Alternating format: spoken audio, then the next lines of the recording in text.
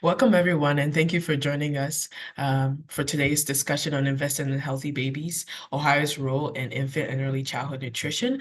My name is Kezia Ofosuata. I serve as the policy manager for maternal and young child health initiatives here at Groundwork Ohio.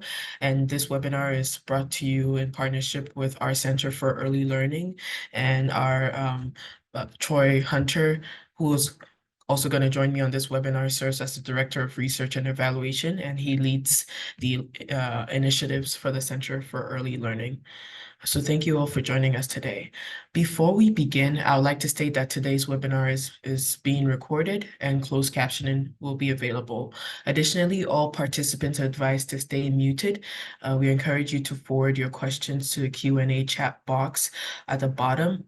We have a full agenda today, so if we can get to your question, we will follow up after the event if you provide your email address with the question. Lastly, all participants will be forwarded the recording of the event today and its materials after the conclusion of the event.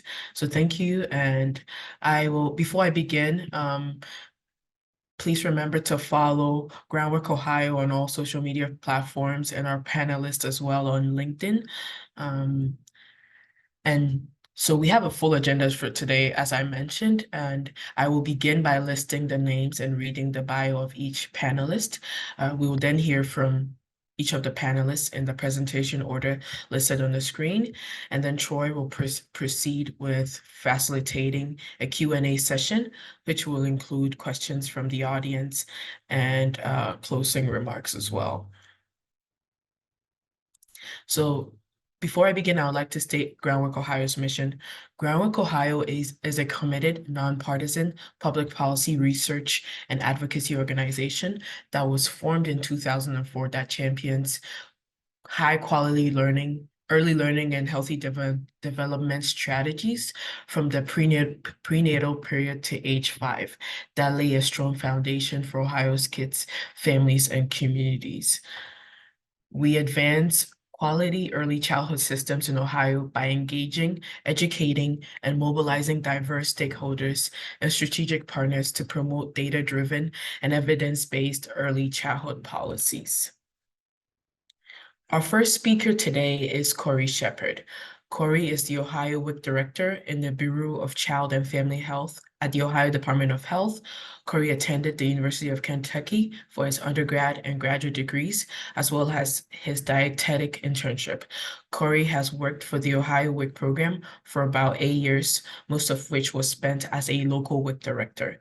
Today, he will discuss the who, what, why, and when of WIC. Welcome, Corey, and thanks for joining us today. Our second speaker today will be Miranda Lauzon. Miranda is the manager for benefits access on the National Partnerships team at Share Our Strength. In this role, Miranda leverages relationships with state agencies and community-based organizations to address and remove systemic barriers that hinder enrollment in nutrition supports, resulting in streamlined back-end process and easier, more equitable access to SNAP and WIC. Miranda is based in Denver, Colorado. Today she'll be joining us to discuss the who, what, why, and when of WIC at the national level. Hello, Miranda, and thank you for joining us. Our third speaker is Sarah Kuhns. Sarah is the Advocacy and Engagement Manager at the Ohio Association of Foodbanks. Sarah joined the association in 2021 after graduating with honors from the University of Dayton with a bachelor's degree in political science and psychology. In her role, she works closely with Ohio's 12 Feeding America food banks to advocate on anti-hunger and anti-poverty programs on the state and federal level. Combining her passion for advocating for hunger-free Ohio and her skills of writing, research, and public speaking, her policy portfolio includes state and federal commodity programs and other programs supporting basic needs security. Prior to her current position, she worked as an intern at the Coalition on Homelessness and Housing in Ohio and at Ohio Votes/Ohio Voter Rights Coalition as their Southwest Ohio organizer. She currently resides in Columbus, Ohio. Sarah will be discussing the role of supporting healthy babies at home. Hi, Sarah, and thank you for joining us today as well. Our fourth panelist today is Gina Grace. Gina is a registered dietitian and lactation consultant, serving as the director for Madison County WIC in 2001 as a health professional for Franklin County WIC. During her time there, she worked in one of the largest clinics in the state and quickly developed a passion for breastfeeding promotion and providing nutrition support for underserved population. Gina became the director for Madison County in January of 2023, where her role has now expanded to include planning community events such as WIC Farmers Markets and Breastfeeding Awareness Month celebration on several committees to advocate for client needs. Gina is committed to and passionate about providing her clients with the necessary resources and education to have the most positive and equitable pregnancy, postpartum, and early childhood experiences. Today, Gina will also be discussing the role of supporting healthy babies at home. Hi, Gina, and thanks for joining us today. We will also be joined today by Holly Scheibe. Holly is the Director of Quality and Innovation at the Ohio Child Care Resource and Referral Association, also known as OCRA. Holly develops, implements, and coordinates statewide professional development projects to educate and increase the skill set of professionals in the field of early childhood education, home visiting, child welfare, and early childhood mental health arena. Holly has been in the field of early care and education for 20 years. She'll be delving into the role of supporting healthy babies at school. Welcome, Holly, and thanks so much for joining us. I will now give the way to Corey to begin the discussion. Please note that each panelist will be presenting within their given 10-minute time frame, and there will be opportunities for questions at the end of all the presentations. Once again, if a question comes to mind whilst each presenter is presenting, please feel free to drop it in the Q&A chat box. Corey, please take it away. Thank you for the kind opening remarks there. My name is Corey Shepard. I'll be presenting on Ohio WIC, very high level, and my colleague Gina, I'm sure will get more specific. She's an excellent director, and I'm sure you'll learn a lot from her as well. So for WIC, WIC this year is celebrating the 50th year anniversary. We provide nutrition education, nutritious supplemental foods, breastfeeding support, and a farmers market nutrition program. In the sense that WIC is kind of unique in the sense that we offer our participants the chance to speak to registered dietitians, diet techs, RNs, other health professionals for free. And it's part of our nutrition program. We market ourselves as a nutrition program and not a supplement. I mean, we do market ourselves as a supplemental program, of course, to help others with food and all that. But we are a nutrition program at our core. And one perk is a lot of these services are expensive. But with being a WIC participant, you can take advantage of speaking with a registered dietitian, a nurse about various nutrition topics and receive good quality nutrition advice and education. We provide access to healthy foods. We have a decreased obesity rates and other comorbidities by participating in our program. We promote healthy full-term pregnancies, have improved breastfeeding rates, both initiation and duration, higher kindergarten readiness, and a lot of referrals from other health professionals into WIC and from WIC out. Ohio WIC is the top 10 largest in the nation. We have over 200 clinics across Ohio. We serve around 1,100 vendors, or we have 1,100 participating vendors on the Ohio WIC program. We have about 180,000 participants. And as previously mentioned, we also support something called the Farmers Market Nutrition Program. And so that is something in addition to WIC benefits that participants can receive. Um, Currently, we support around 200 farmers and 60 markets. Participants are issued 6 $5 vouchers for fresh fruits and vegetables, Ohio grown, mostly Ohio grown. Um, and this past year, there were 600,000 of those vouchers, worth of vouchers that were redeemed. And so it's a fantastic program. It's a great way we can support our local farmers and give our participants good quality fruits and vegetables that they need. Currently, we're operating, the farmers market program operates in almost every county in Ohio. So it's growing. This year was a very exciting year for Ohio. We had about a 99% of all foods redeemed, food funds redeemed, which makes us one of the highest in the entire nation. That's something we're very proud of. Our locals work extremely hard. People like Gina and other directors, they organize farmers market events. It's not easy. It's hot. It's difficult work. It's physical work. And, it's tough to do, but our participants appreciate it. And they definitely, they definitely enjoy those farmers market events for sure. With WIC, in addition to nutrition, which is still kind of nutrition, we have breastfeeding. And so with Ohio WIC, we have something called the peer program.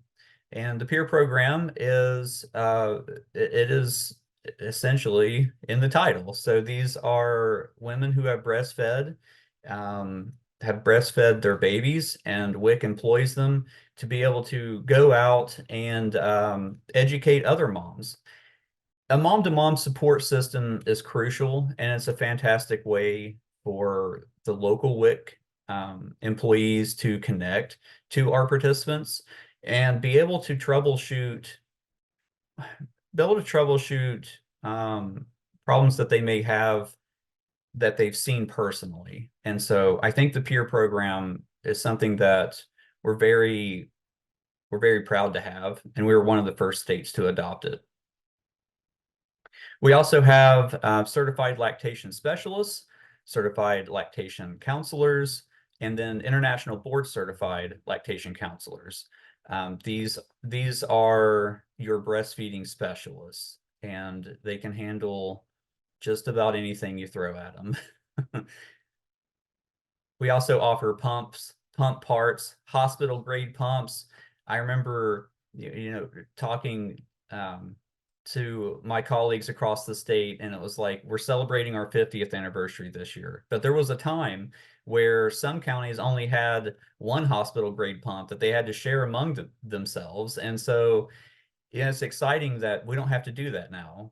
Now that we're fully funded, we have a lot of breastfeeding support, and our counties have multiple hospital grade pumps, and those are so needed for moms who want to breastfeed their preemie babies. And they just have to have those. They're very expensive, and we're lucky that we can provide those at no charge.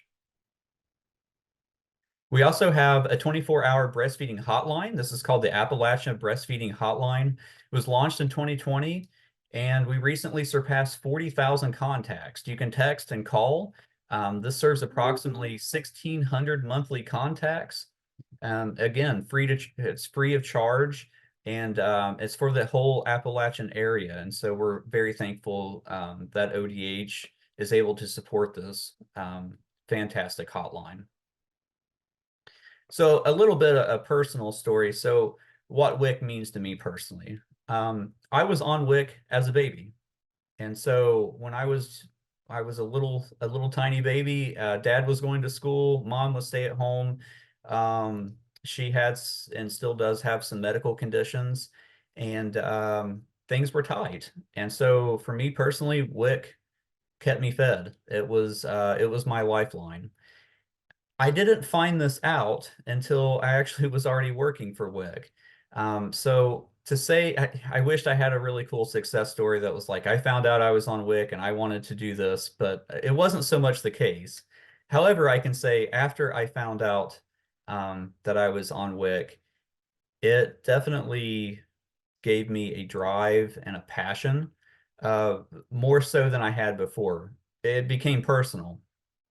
And I found once I found that out, I kind of viewed my work differently. You know, WIC helps a lot of people. It's really important. Um, it's important to fully fund WIC, and I'm very thankful that our budget was passed and we are fully funded. There's a lot of I've met a lot of really great people, and yeah, I just encourage that to remove stigmas on the programs. You know, we call them social programs, but there's kind of a stigma there, and it really doesn't need to be. And I will always advocate for that. Some people, in a lot of the cases, what I found personally is just people need a little help from time to time, and that's why we're here. We're here to help. Thank you. I appreciate your time, and I'll turn it over to the next speaker. Before we move on, Corey, I am going to pose a question in the chat, and we might do some as we go, and it'll bleed into our Q&A at the end. But are there any successful policy initiatives in kind of this space that other states or countries are doing that could potentially be implemented in Ohio? Yeah, I think I was talking to the president of the National WIC Association not too long ago. And one thing they're trying to do is they're looking at incorporating EPIC, the medical program EPIC, into WIC. There is a grant recipient here in Ohio from the Cincinnati Children's Hospital. She's also looking into this as well. And so, you know, I'm hopeful that maybe this blossoms into something unique. These initiatives are pretty new, though, and we look at other modernizations like grocery store online pickup, online shopping, things like that. That's something that as we modernize, we want to accommodate. Again, it's very new. Since the pandemic, there have been a lot of things that the pandemic had shown a light on that we didn't exactly know before, or it wasn't really a problem before. And now that we have identified some of these things, we're working to modernize and meet our participants where they are. I understand transportation issues. That's the number one issue that we have, and we're trying to help that. Great. Thank you, Corey, and thank you for joining us today.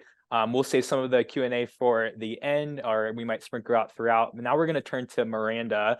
And as Kezia said before, Miranda works at an organization called Share Our Strength. She's going to talk a little bit about that and some national perspectives on how we can support children's health here in Ohio. Thank you, Miranda. Thank you, Troy. Good morning, everyone. My name is Miranda Lauzon. I use she, her pronouns, and I'm the manager of benefits access here at Share Our Strength. Thanks so much for joining us today. I'm here today to give an overview of our national approach to supporting healthy infants, children, and families. Share Our Strength is an organization. Next slide, please. Thank you.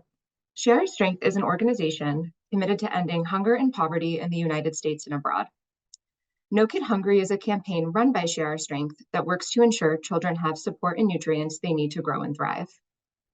No Kid Hungry works to support and promote programs that are already in place to feed and support all kids and families, like school breakfast, summer meals, SNAP and WIC, to ensure that all children and families have access to the vital resources that they are entitled to. Next slide, please. Like so many of us, you can split the evolution of our work into before the pandemic and after the pandemic. Before the pandemic, we primarily focused on ensuring that kids had access during the school day. Of course, that strategy needed to quickly evolve.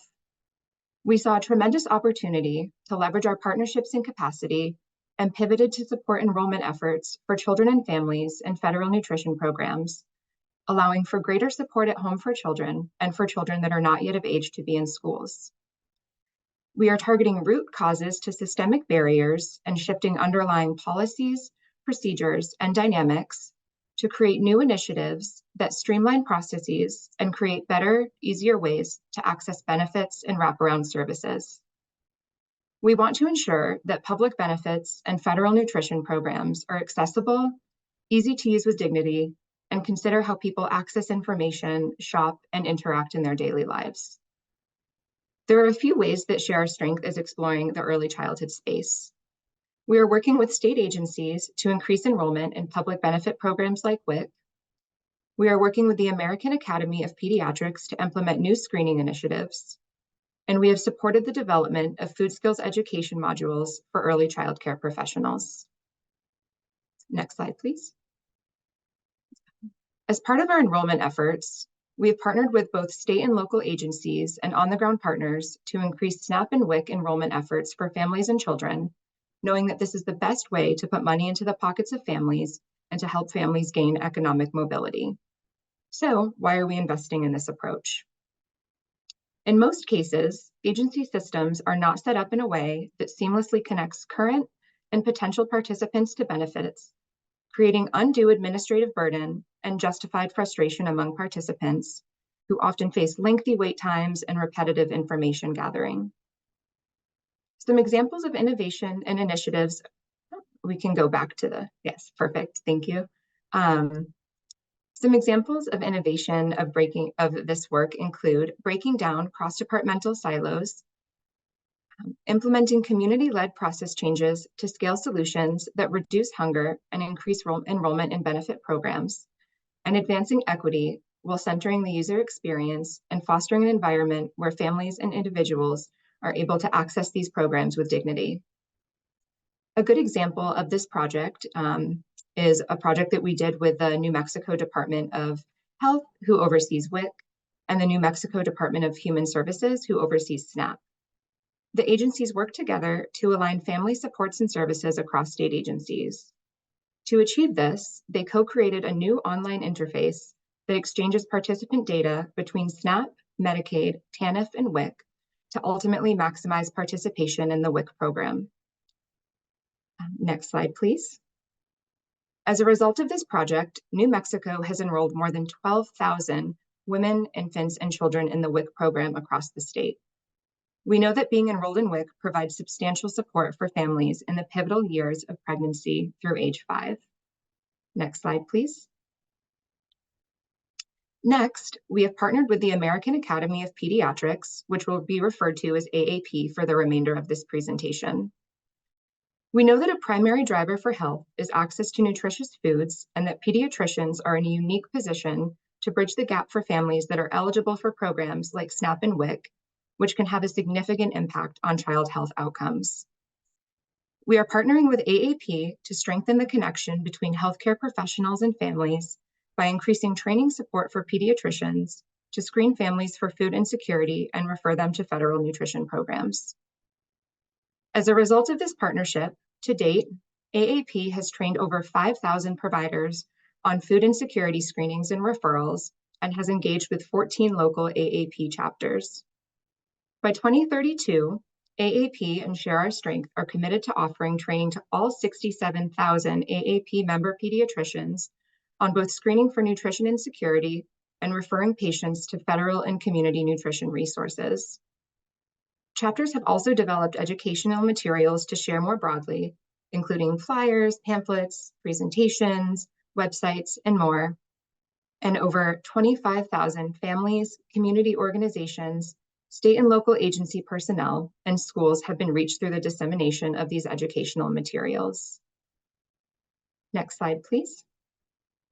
This is just a quote from one of our parents that participated in the program, just stating how much WIC has helped them and how their pediatrician's office has been helpful. Next slide, please. To further support young children, Share Our Strength has partnered with Better Kid Care to develop module courses for childcare professionals. Certificates of completion are available for providers, and there are a total of 5 module training sessions.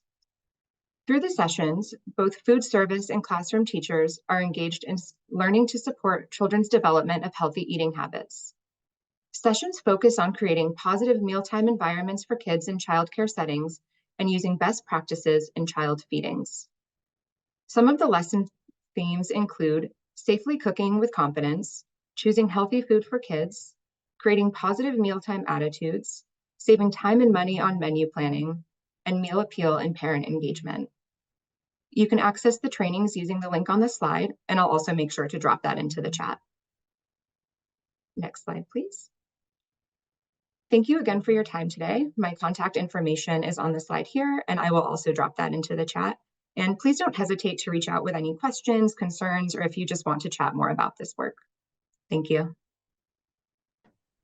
Miranda, thank you for giving a really full overview. Right before we move on to Sarah and Gina, I am curious, you talked a lot about partnerships between WIC and different organizations to support the healthy outcomes for children. What are some important things to consider as we engage in partnerships across organizations and collaborate in ensuring healthy outcomes for kids?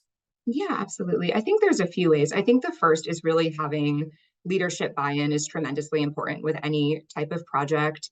I think ensuring that community partners are also at the table is tremendously important. We know that oftentimes community partners have a good ear to the ground and have a level of trust that other organizations might not have. Great, thank you, Miranda. And speaking of community organizations, Sarah, you work at the Ohio Food Bank Association, and we talked a lot about supporting healthy outcomes for children, and part of that is children being fed nutritious foods.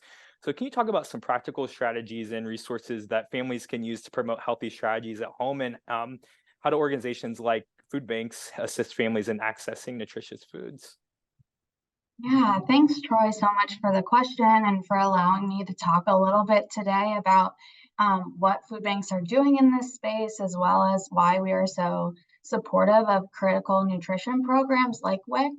When it comes to practical strategies and resources available, WIC, of course, is one of the few programs available for families with kids in that age range, as well as at that income level.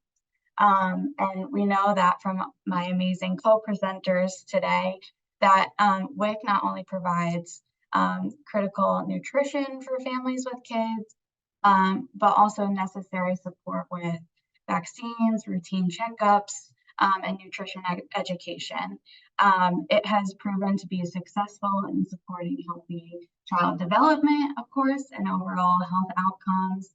We are also really supportive of the modernization efforts that are bringing the program online and expanding data sharing, kind of like Miranda was talking about, as well as what Ohio WIC is currently exploring. But also, SNAP is also a really critical resource for families eligible. Although there's a gap in between those two programs, with SNAP being available for families with incomes at or below 130% of the federal poverty level, and WIC being available for families up to 185% of the federal poverty level. SNAP can really provide some additional flexibility for families to purchase the foods they need and prefer. We heard during the pandemic time and time again that when families were receiving those extra COVID SNAP benefits, they were actually able to finally afford a lot of the nutritious food that they wanted, like fresh fruits and vegetables or whole grain breads that their doctor said that they needed to eat. Currently, the current average SNAP monthly benefit is $199 a month, which is not really adequate for a lot of families with kids. And making sure that you're providing those highly nutritious foods that are so critical to development.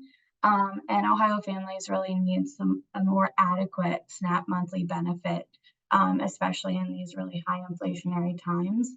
When it comes to food banks, we are really meant to fill the gaps. And so we are meant to be there in times of emergency.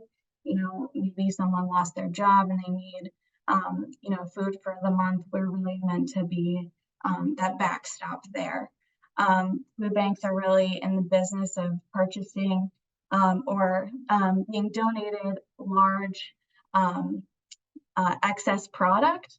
And because of this, there might not always be the variety of product that is needed for a healthy diet, especially for growing infants and toddlers.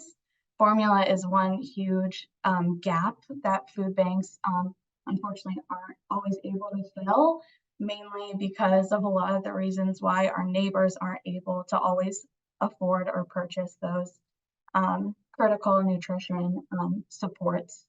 And WIC, of course, is just a huge critical program and resource for those families to make sure they're getting the formula that they need and when they need it. As we continue to experience the economic impacts of the pandemic, Ohioans are coming to us way more often because their incomes are just not keeping pace. And so therefore, we just need to make sure that all of the critical nutrition programs that are available to Ohio families are really being adequately funded and they are accessible for families who need them. Oh, thank you, Sarah. And before I comment on any of that information, if any of our panelists see questions in the Q&A that they want to answer via chat, please feel free to do that. You don't have to wait until we get to the end. Feel free to answer if you have answers to those. But Sarah, one thing that you mentioned that I wanted to highlight is shortages in formula. And I'm curious to hear, I'm going to pose it to Gina, but you can feel free to follow up as well, Sarah. How are you guys navigating, or how's WIC in programs like the Ohio Food Bank Association navigating shortages in formula and cereals and other products? I think for us, it's going to vary county by county. I know that we are a much smaller county. We basically have a Kroger and a Walmart, and they're both in very close proximity to our WIC clinic. So if we're hearing that there are shortages, we'll go out and check the stores. That way, if clients call in and ask if we've seen specifically formula at those stores, we can let them know before they make a drive out to the more central area of London. But for the larger counties, I mean, it's more of a collaborative effort. When I worked in Franklin County, I know that we would all kind of keep an eye out when we were going out in stores. We had a formula tracker that was shared across the county, across the multiple clinics in Franklin. And it just was an opportunity for us to look through and see maybe our coworkers saw formula at this one store. So if clients were calling and asking, and I mean, State WIC also does a good job letting us know, as soon as they know, they let us know in terms of what to expect with different shortages. Great. Did you have anything to add there, Sarah? Yeah, as far as food banks go, we have developed a lot of partnerships that I will actually get into later on, but a lot of partnerships with local farmers and producers through our other work procuring food that maybe not so much with formula, but cereal or other shortages that are happening. We are able to leverage some of those partnerships to make sure that we are procuring some of that product that may have some sort of shortage, just, using every sort of connection and partnership available is really critical, whenever there's a shortage. And so we're doing the best we can with that. Yeah, thank you, Sarah. And kind of as we're on the topic of formula, recently the Federal Trade Commission released a report talking about how WIC's procurement of formula might impact market concentration, impact the prices of formula. How do you guys foresee that impacting families in Ohio in general, maybe not just families impacting WIC, and why is this such a big issue? Gina, do you want to answer this? Yeah, so with the current setup of formula for WIC, we contract with one brand at a time. So right now we're contracted with Infamil. They are able to get other brands if it's on a specific prescription need, like if the baby's premature and needs a different brand with their premature specific formula. During the formula shortage, though, they had expanded that to allow us to get different equivalents of the formula. So if we loaded on the standard formula for one brand, they could get the standard formula for any of the brands, including store brands. And from a local perspective, this was a really big help for the clients and obviously us helping families find their formula. Ideally in the future, I know that a lot of different things go into deciding who we contract with, how contracts are set up, but from a local's perspective, it would be great if we could kind of expand out so that way families could have multiple options, even within the contracted formula brand. Participants can't always get the formula of their choice. I know that there's a couple different infant ones that we don't offer, regardless of whether or not they have a prescription. So any ability to look at that moving forward and how we offer the formula brands would be a very big help in making that more of a permanent change like we did during the formula shortage. Hey, thank you, Gina. And talking about formula also brings me to thinking about breastfeeding and how this is also a really important part of nutrition. And Corey mentioned earlier how it's something that WIC also focuses on and supports. Can you talk a little bit about, Gina, about how breastfeeding mothers and promoting breastfeeding friendly environments in communities is important in this conversation about nutrition? And are there specific initiatives or resources available to encourage breastfeedings among low-income families? Mm-hmm. So I think kind of tying the formula and breastfeeding together, looking at ways that we can kind of just be mindful about how we promote formula. Sometimes moms have a specific goal of breastfeeding, and if that goal isn't supported fully, depending on which hospital they delivered at, and if they give out formula, if they're considered breastfeeding or baby friendly or not, that can interfere with the mom's long-term breastfeeding rates.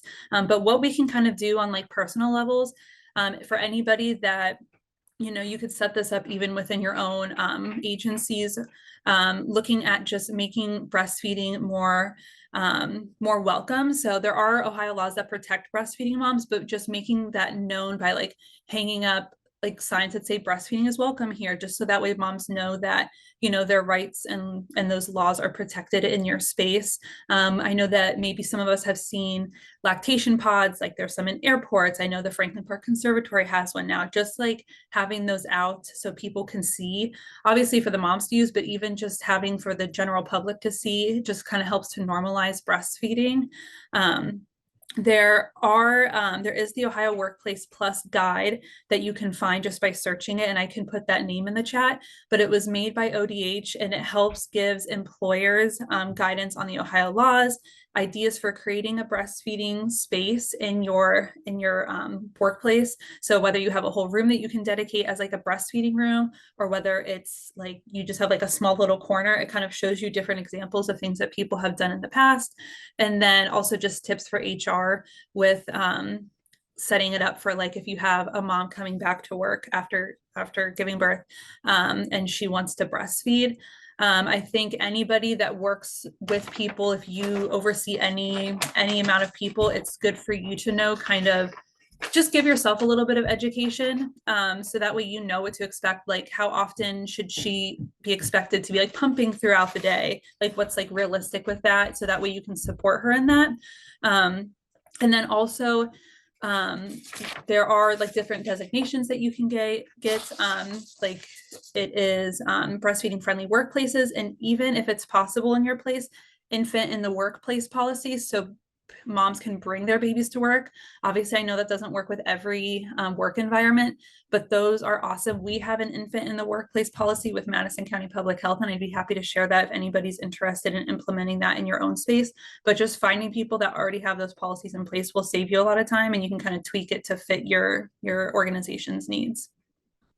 Great, thank you, Gina. And you guys are hitting on a lot of topics like access to formula, access to breastfeeding, breastfeeding friendly workplaces and environments. And as we think about kind of demand and food insecurity, Sarah, could you talk a little bit about how food banks have used creative or innovative solutions to address some of these demand issues or food insecurity issues amongst families in Ohio?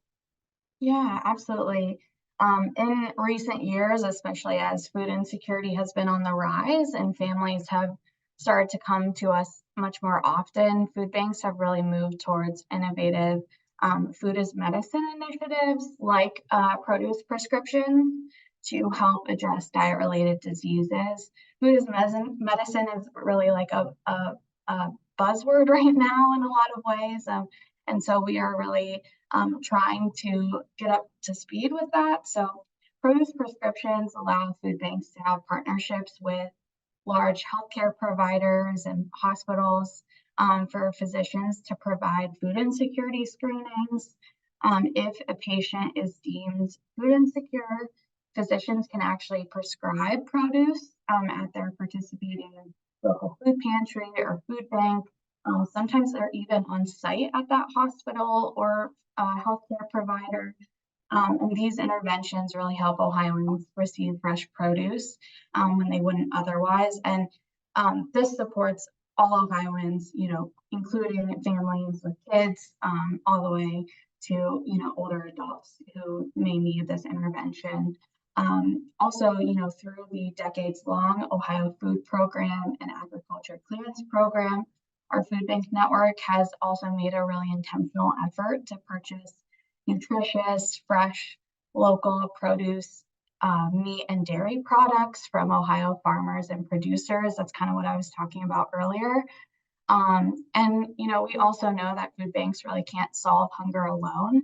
And so access to critical nutrition programs like WIC really allows families to have the dignity of purchasing their own food at the grocery store, which is honestly something that really can't be beat. SNAP alone actually provides 9 meals to every 1 meal that the food banks can provide. And food banks are really doing everything that they can to provide food in their communities, but we really can't make up for that gap, unfortunately. And because of this, 8 out of the 12 Ohio food banks across the state do benefit program outreach, some, in collaboration with the state, and connecting eligible families to critical programs like SNAP, like WIC, Medicaid, and even Affordable Care Act coverage.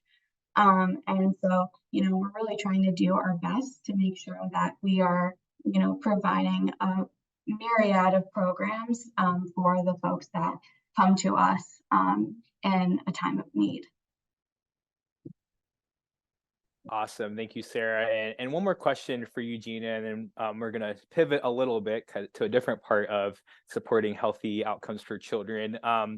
We talked a lot about food and access, supplemental programs, but there's lots of other things that go into supporting healthy outcomes, and one of those is education and empowerment of families. Can you talk a little bit about how WIC engages families in nutrition education and empowers them to make healthy choices for their children and for themselves? Mm-hmm. So one of the unique aspects of WIC is that, like Corey mentioned, we do offer the nutrition counseling. They're either going to meet with a registered dietitian or a diet tech, and then kind of go over nutrition related goals with them. So Ohio WIC does a good job with providing us education and training on how to do like open-ended questions, client-led nutrition sessions. So that way they might have like 5 different things that they could be working on in terms of their nutrition. I might think as the dietitian, something's priority number 1, but finding what the client thinks is the biggest priority is going to help us to find a goal that they're really willing to work on. At the end of the goal or at the end of the appointment, we are required to come up with 1 to 2 nutrition related goals with them.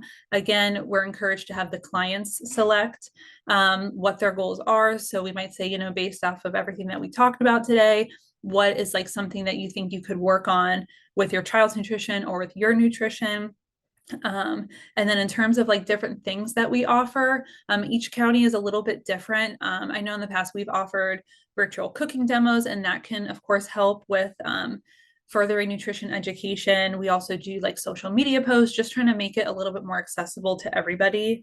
And then like for National Nutrition Month, most counties usually update their bulletin boards. They might do additional giveaway incentives, and then just additional social media posts. Every county is a little bit different in what they offer. Awesome. Thank you, Gina. So many great things and so hard to fit in 1 little hour, but we will follow up with all of our attendees today with additional information and things that you might have missed, links, etc. So don't worry, this is also recorded, so we'll send this out as well, so you can go back and watch in case there's something you're really interested in that you want to rehear. And we talked a lot about supporting families and supporting families and mothers to help children be healthy. But there's also another place that kids are throughout the day, and that's childcare and school. Holly, can you talk a little bit about Ohio Healthy programs and some best practices in supporting children in early childhood education environments? Holly, you're on mute. I had my finger on the mute ready and then I didn't click, sorry. First of all, thank you for having me present today on behalf of the Ohio Department of Health and I'm sorry, I'm trying to get my screen situated. It was fine, and then we went to share screen, I lost my view.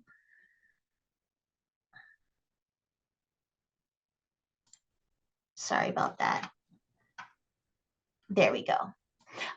So first of all, thank you for the Ohio Department for allowing us on behalf of the Ohio Department of Health and OCRA's commitment to healthy eating habits and obesity prevention and early education through Ohio Healthy programs. So we're honored to be a part today.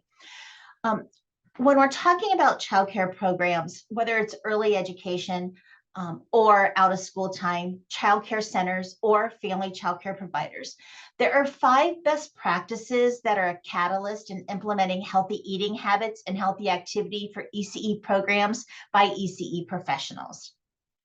First and foremost, it's education. It is the foundation to change via high quality training and technical assistance on nutrition and feeding and eating practices. Healthy eating habits are not typically a part of a childcare professional's training. So specially designed training is essential, like those offered by Ohio Healthy programs. ECE program policies are instrumental for the staff, but also for families as they enroll their children. And the policy should be representative of the program's commitment to healthy eating and physical activity. OHP has some recommended policies to help family and programs on this track. So some of the policies we recommend is creating a supportive environment for breastfeeding mothers, as we've just heard. And we have had quite a few programs adopt that as a policy. We asked that they could create a policy on limiting screen time in childcare settings and requiring 60 minutes of physical activity per day. Awareness of food choice, balanced meals, and preparation methods for meals and snacks is an essential practice. Do you know children typically consume 2 of their 3 daily meals plus snack while they're in the childcare program? So ECE has an immense impact on children's nutritional offerings and eating practices. Every day, throughout the day, healthy habits need to be implemented in a program. For example, encouraging water first for thirst. For children and teachers may seem minute, that we just need to be drinking water. But we found in childcare programs, that's not a common practice. So this, and water first for thirst has a positive and long-lasting health benefit. So it's a great policy as well as a healthy habits that professionals could be implementing daily. Best practices also involve including the family. We ask that you include in family through engagement, education, and community resources. We know that ECE is just not about the child, and we care about the family. So it's important that all these practices we just discussed are shared with the family and we involve them in the process. Great, thank you, Holly. And I know we talked before this, and one of the policies you talked about that's included that you recommended programs as a breastfeeding policy. So kind of tying back to this idea of breastfeeding friendly areas, how does that policy look like, and how can early childhood programs support that in their program? You know, we give through our trainings that program administrators take, we give them ideas on how to scope a policy that's works for their program. So we provide ideas on, for instance, what does a breast-friendly feeding environment look like? And what can you do to support the mothers in all avenues? A lot of it might be involved in teacher education about that. We talk about how to create the environment. And then the policy is scoped to address every family and saying that we will support, we will enact. It's action forward. So it's just not we will have. It is we will promote, we will provide families with. And we've come a long way in childcare programs, in my opinion, in providing these. One of the struggles is in some childcare programs, they don't have space. Childcare programs are very tight environments. So a barrier can be finding a comfortable space that serves the needs of mothers that breastfeed. And so that is oftentimes one of the barriers that we address and help programs work to overcome. Great, thank you, Holly. And how can like early childhood stakeholders, so programs, people invested, people in this field, including policymakers and community organizations, support the implementation of programs like Ohio Healthy Programs or other things that promote healthy outcomes for children in school and at home? Sure. So first of all, it's promoting those 5 practices that we just addressed, but also providing a consistent message among stakeholders, state and county and child serving agencies, professional development organizations, and childcare programs on how to prevent obesity in early childhood and reduce the risk of physical and mental health problems in childhood and adulthood is essential. We can support the field by promoting healthy eating and healthy activity programs like Ohio Healthy Programs, but it becomes to create the awareness for the need of this. Many times people may feel that childcare programs, they know immense knowledge and they have to know so much about child development and management and education. But we also have to have the awareness that they need to have education on nutrition and healthy eating practices and maintaining healthy behaviors that last a lifetime. So it's important that we have this message, that can go out. Great, thank you, Holly. And thank you for helping us talk about how we can think about where kids are throughout the day. Like you said, many children are getting 2 of their meals at school a day. And not only is that a huge need for families that might be experiencing food insecurity or challenges in securing healthy, nutritious foods, but if that's where they're getting their 2 meals a day, and that's a big space for them to engage in healthy strategies, then it's important that the food that they are getting is nutritious and that they have access to healthy foods when they are at school. We're going to transition to our Q&A. We have about 7 minutes left, and our Q&A chat has been very active. So we love that everybody is so engaged in this topic. And one of the first questions I want to pose to Corey or Gina, whoever feels comfortable answering this, is thinking about how we know that we haven't been able to reach all the families who can benefit from WIC. And have we seen an increase in WIC referrals since the improvements that the Ohio Department of Medicaid has made in the pregnancy risk assessment form process? Yeah, I can start us. So we have seen an increase. We recently had a meeting with the Ohio Department of Medicaid about this and kind of how we can streamline it a little bit.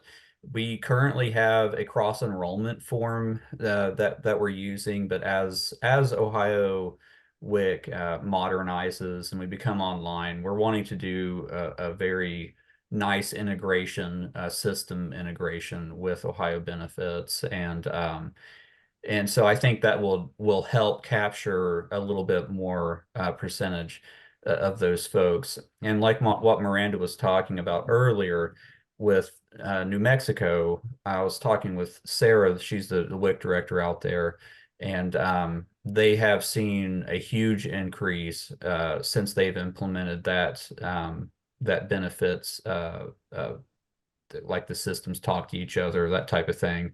And they're capturing a lot more of the demographic by doing that. And so I think it's phenomenal. I think it's, there's a lot of work to be had, but it works. So yeah, we're ready to capture more people. Thank you, Corey.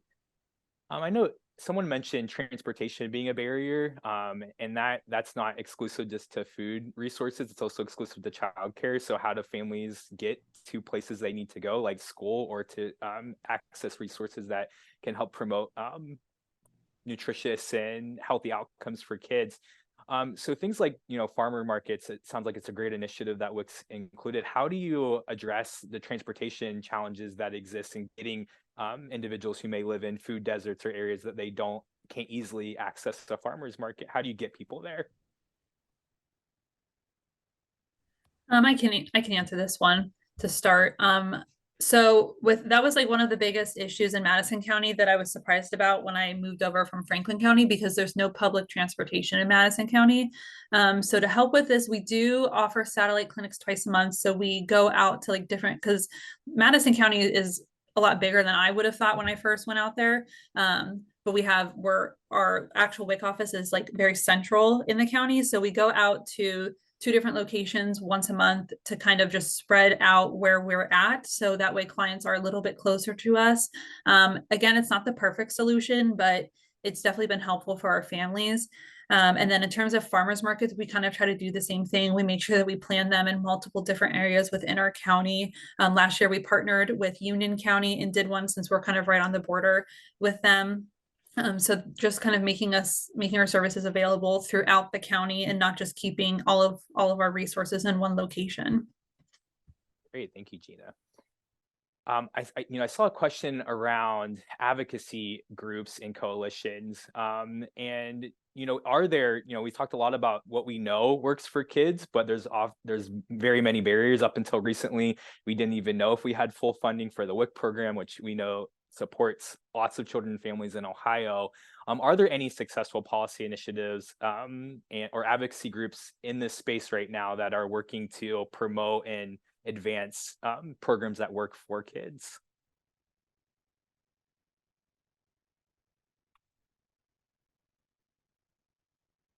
Miranda, you shared a little bit from Share Our Strength. Would you feel comfortable talking about some other organizations that you work with at a national level that are working to advocate for healthy outcomes for kids? Yeah, absolutely. So here at Share Our Strength, we do have a government relations and advocacy team. I am not on that team, so I won't be able to give you the nitty-gritty, but we often do things like comments on revisions to the WIC food packages. So we are living in that space, but I would say as far as nationally, NWA, the National WIC Association, really seems to be the biggest player in the advocacy space. Other than that, I would say I don't think there's many, but that being said, always open to collaboration. I will share too that Share Our Strength is a bit newer in the WIC space. Pre-pandemic, we focused mostly on school meals. We then pivoted to focus more on a holistic benefits access strategy. So all that to say, we're still very much in learning mode in the WIC space, but see a tremendous opportunity with closing that enrollment gap between SNAP and WIC, knowing that the WIC cutoff is age 5. How can we ensure that those families and children are on SNAP to support an easier transition? And then once they're in school, we then provide support for school meals, summer meals. Obviously summer EBT is a huge topic right now that we're heavily focused on. So yeah, that was a long-winded answer to talk about advocacy, but I would say NWA is probably the biggest player in that space, but would love to collaborate if folks have suggestions or know of other organizations. Yeah, and speaking of advocacy, I see some other questions in the chat, and we're running low on time. So anything we don't get answered, we'll try to put in our follow-up email as well. But just some questions around how do we, do things that works for kids, talking about Maslow's hierarchy of needs, that individuals' needs are met as they're coming to school and learn and thrive in life. And as we talk about advocacy, and if there is a lack of groups, everyone here on this call is someone who cares about this issue. And it's why you signed up, and our panelists are here, our attendees are here because they care about supporting healthy outcomes for kids. And a lot of times movements start with you. So we do have an advocacy training coming up in April. I'm going to drop in the chat a link to sign up there. And this training, this webinar, it's the next in our series, is to talk about how do we promote and fight and advocate for programs that we know work for kids, programs that we need for our families and children. And if you want to come and learn how to take your stories, everyone on this call has a story of a child or a family that they've worked with that they know were rather impacted by a good system or hurt by a lack in the system. So if you're interested in learning how to take those passions, whether it be nutrition or other prenatal to 5 issues, and learn how to take those and bring them to the forefront of what the movement that's happening in Ohio towards supporting children and families, this is the next step. So that is on, I believe, April 18th from 11 a.m. to 12 p.m. So sign up now, keep in touch with us. I do want to thank, we're at time today. I do want to thank all of our panelists for joining us today. There's so much to pack in just an hour, but we really appreciate your perspective and your passion for these issues. We will send a follow-up email after this call, probably within the next 24 hours, that will have the recording to this and a list of resources and things that our panelists talked about today. But I just want to thank you guys for your investment in children and families and making sure Ohio's babies are healthy.